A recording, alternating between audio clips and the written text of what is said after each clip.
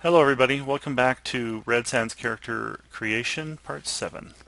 I have been away now for about a month working on jobs for F&D and having actually a huge pile that we had to get through, and thankfully those are now complete and I can concentrate on this character and getting it completed. The idea for this figure is to have it finished modeled, posed, painted, accessorized and ready for CNC, and we're going to try and mill this one out at full scale as part of the complement of characters for Red Sands. As this plays through, as you see the development of these areas, one of the things I wanted to discuss today is design. How do you take the cool reference that you find and all those elements that you see and you want in your character? How do you interpret them into this new figure or creature that you're creating? I think for me, one of the best things and one of the best approaches is to keep it as simple as you can.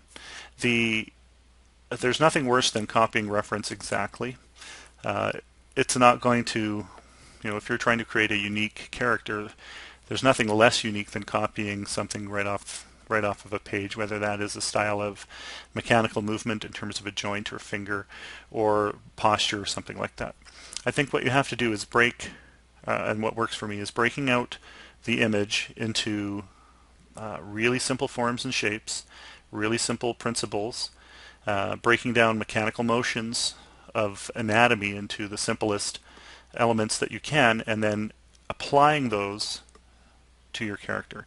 And this is one of the most important skills of a designer, I think, is being able to interpret that information in a very unique way, break it out into its simplest elements so that it can be applied quickly to a new design and to a fresh idea. It's almost internalizing the iteration process when you do design like this. When you know those principles and you've been doing it a while, it becomes second nature to sort of break it out into a very simple form or a very simple idea and then apply it and then build elements on top of that create an object with more complexity. And it's very much like what we're looking at now, the back of this leg. I mean, nothing exists in nature that I know of that has a double knee like this and a giant claw on the side. But going back to review some of the reference, and I can see that it's possible. I can make this look realistic as long as I break out the principles of the anatomy, the motion, and I interpret those in a realistic way. Now there's a difference between sort of plausibility and realism, and it depends on your focus as a designer and how you want to approach character creation. I stay away from plausible. I think I want to aim a little higher, and I want my objects to read as realistic. Both are fine. Both both are valid design choices. But I think if you aim as high as you can, and you only reach plausible, that's cool. But if you are aiming for realistic, and it just puts you in a mind frame to interpret the reference that you're seeing in a different way. And if you can do that, I think it helps your designs out in the end.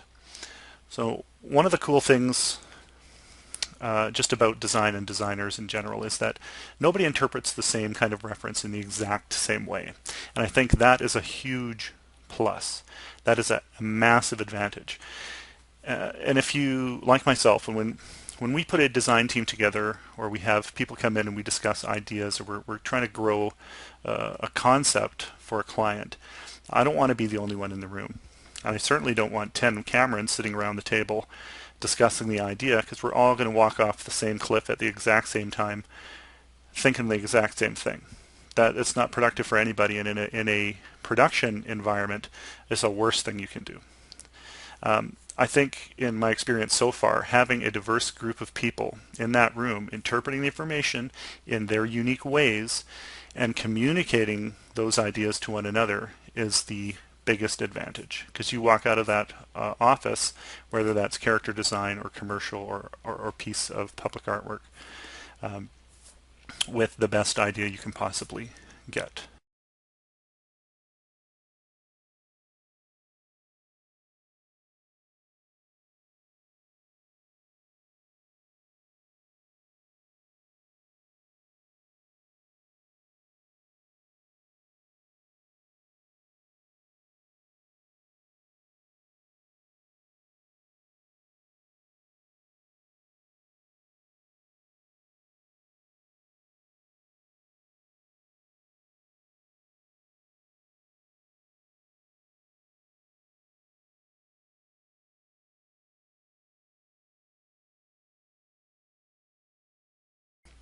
We're not all designers in the room either, and I think that's very important to note too. We want people who generate ideas and who can think, who think a little bit differently, who have a different take on ideas and life in general. And so those varied cultural aspects of people's lives all come into play in terms of developing the best design. Um, and that all comes back to design for characters. You rarely design these things on your own.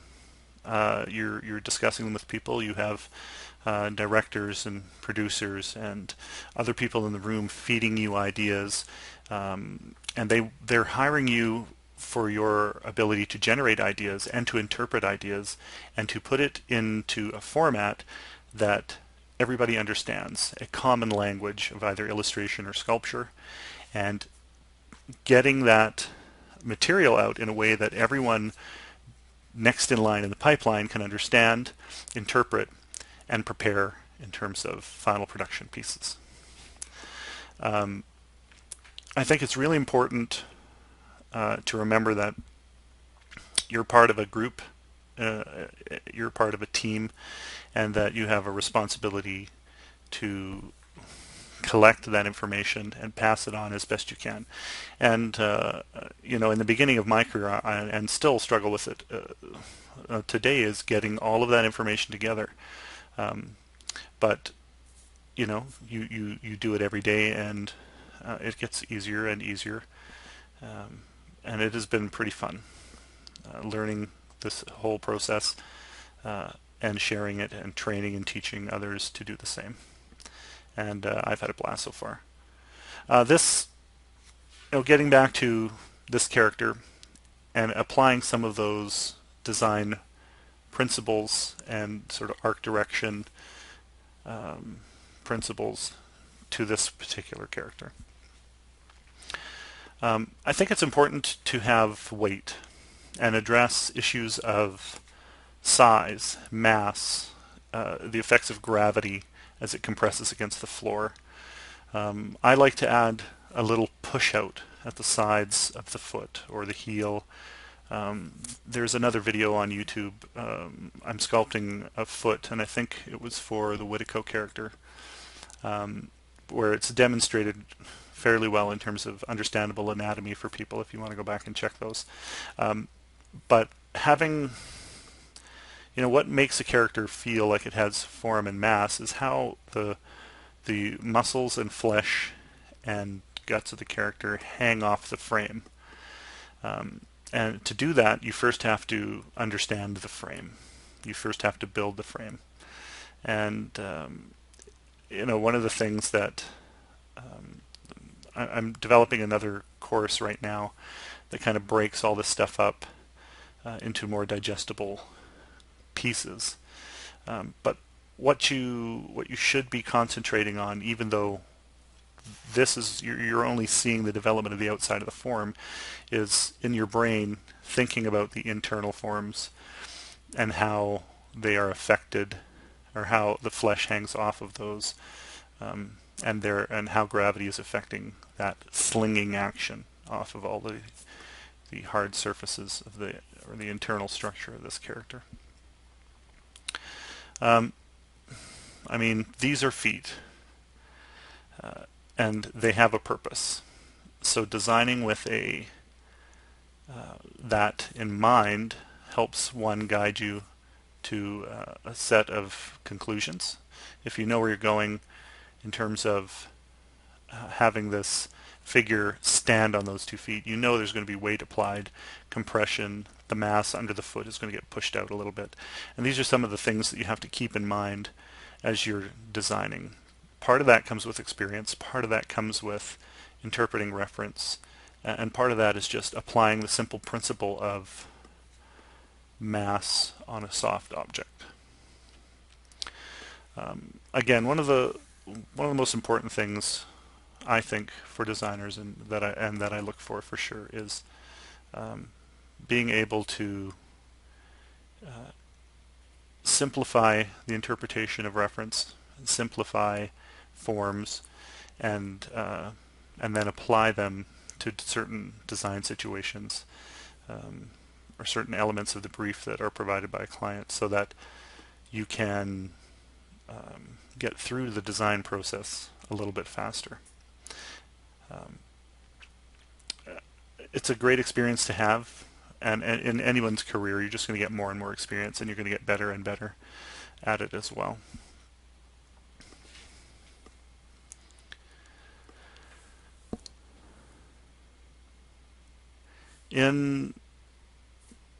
Where we are right now with this figure is we're working on the, I think if you think of the feet in this case as the extensions, we're past the heel, we're at the toes. These are very overdeveloped toes and sort of unique configuration of digits to allow for point of balance. And just going back and reinterpreting some of the understructure so that I can hang material off that structure in a more realistic way.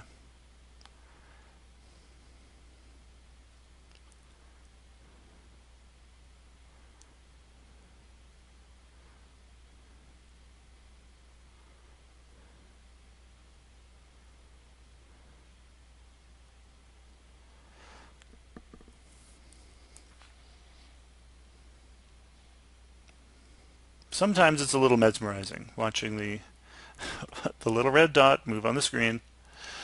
In the course that we're developing now, we're going to delve a little bit deeper into some of the things that you don't see, some of the decisions internally that are happening as this sculpture is being developed. And I think it's important to as a designers to share that breakdown, that internal conversation, so that other character artists begin to see and to understand that development process a little bit more personally. One of the things that I'm thinking about here is really the understructure. And even though there is a single toe coming down as the main weight-bearing element, if you think of an elephant, all the toes are grouped together and pointing straight down, and essentially it's walking on the tip of its toes. There is an element of that in the front, but it's only one large digit. Given the side view, there has to be an internal structure that allows the motion and balance of the rear digit to allow, and that's a lot of weight to carry. When you're looking at the height of the character and the forces that are going to be placed on that toe, I think the size is correct, but the muscle structure has to support that weight. So, those are the things that I'm thinking about. Is there enough mass there?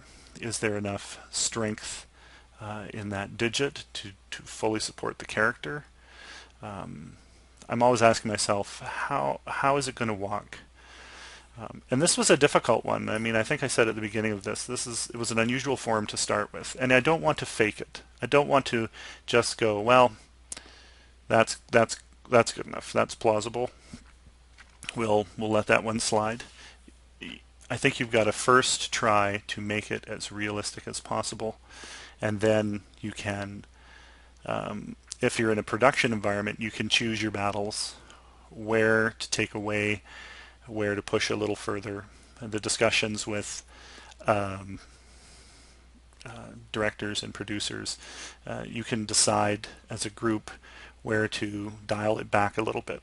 But as designers and character developers, I think you've got to go as far as you can go, push the details and realism as far as you can do that, and let people who are in positions to make decisions about time and money and story tell you where to stop.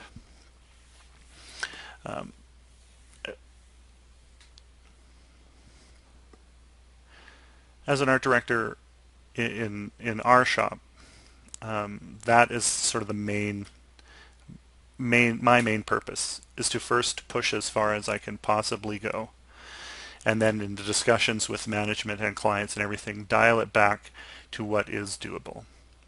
But if you do that, the core ideas that you generate and present at the beginning are going to stay with the character, and you've got to fight for those ideas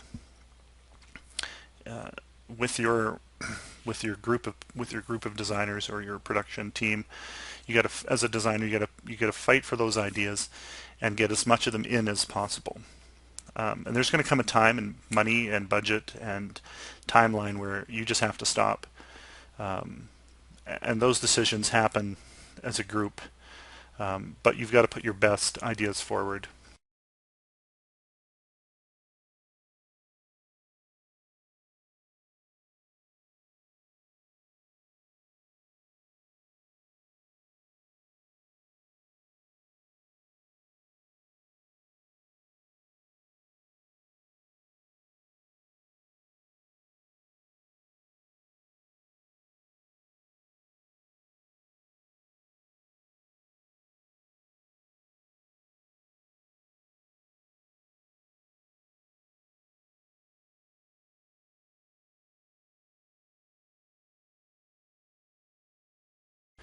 But as designers too, you got to know when to stop, and you have to know when to push for ideas that you feel are really important to the character development. You're being hired for your ideas. You're being hired to be part of a team, and hopefully they've come to you because they like your take on what you see on the designs.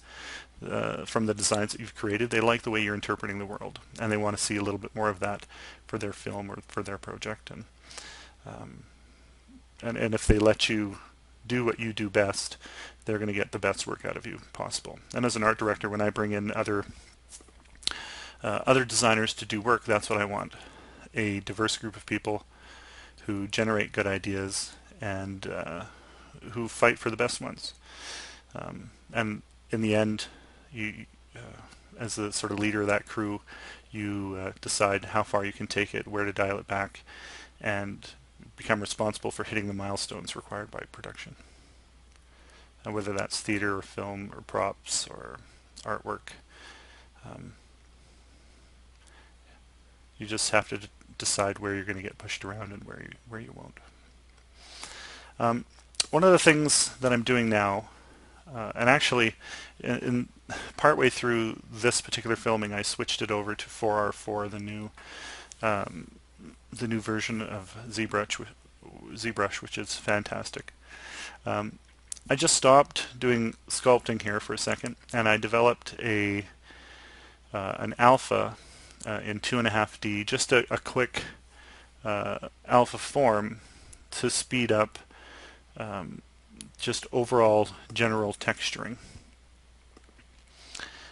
and detailing of the skin surface. I created that in 2.5D, generated a tileable alpha, and now I'm just applying that as a base wrinkle texture over areas of the model. And I first do it all over the model. And I do some tests. I find sort of levels of Z intensity and size that are appropriate for the areas and the effect that I'm trying to create. And then I go back later and I wash that out a little bit with a smooth brush, depending on the form that it's covering. And I take it everywhere. Our skin has a very unique set of microtextures everywhere. And I first put this initial interpretation across most of the piece. I tried it on the back here, but I've decided to sort of dial it back a little bit in that area. Yeah, the use of an alpha is really good, and it does speed things up quite a bit. You want to be I think you want to be generating your own alphas whenever you can, just to keep your character entirely unique and interesting, and all you. There are a lot of alphas out there, and you can certainly use them. I like generating my own and getting a unique take, not just on the character form as a whole, but as the details of that character as well. It's just one more spot to give your work a unique touch. Just switching around materials here, trying to get a better sense of the surface, changing the color, and now back to the again this tough spot, trying to make sure that this anatomy is really going to work. So I reinterpret this area, I believe, into more of a heel shape, and as if the heel were extended and it's standing more on its toes.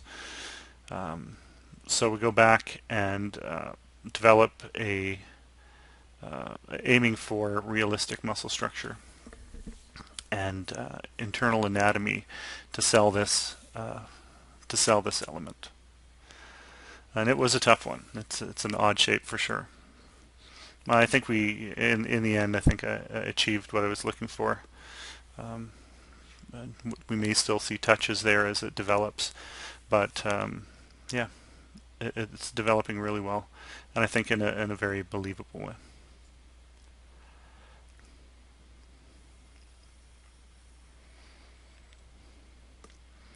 I think it's important to always leave yourself the option of changing stuff.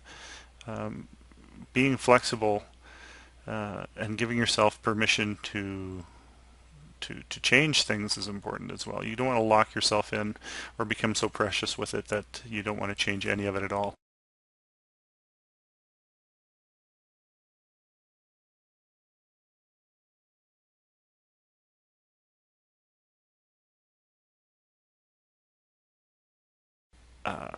Give yourself permission to change things, and it's just like with they developed the eraser for a reason, because nothing comes out perfect generally the first time, and the smooth brush and everything else, the ability to move this thing around, take advantage of it until you find the idea and the form and the internal structure that sells it. Push it as far as you can go.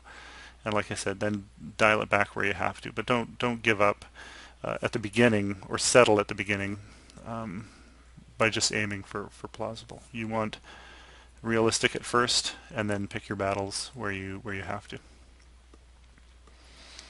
Well, we're going to be moving on to some finer details shortly, and in the next video, hopefully, I'll be interposing as well, and getting this guy to look like he's in action is going to be absolutely fun.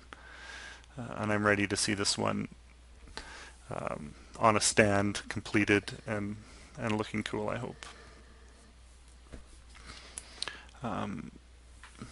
As I said before, if there are any questions about any aspect of these designs that you want to know a little more about, look for the courses coming up that go a little bit more into depth in terms of the construction and finish.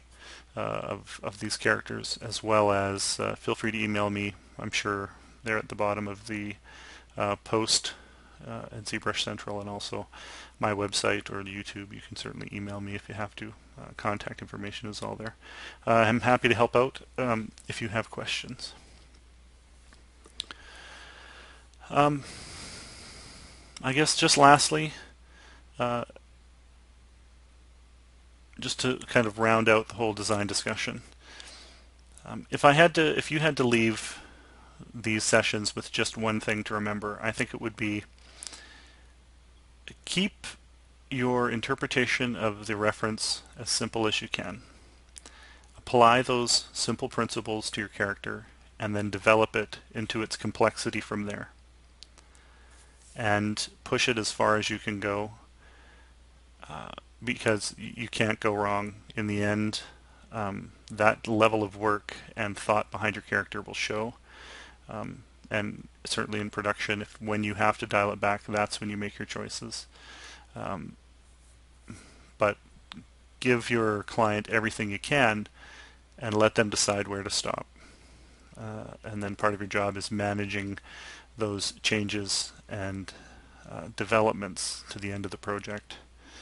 And in my experience, that's the way I've been able to get as many jobs out, good jobs out as possible. Keep an eye out for the upcoming courses, and I hope that they'll be useful for everybody. I think what we're going to do is develop those into character development, full-size character recreation and fabrication, and give everybody a sense of how to get their characters out of digital right up to a finished full-size piece. There you go. Part 8 coming up.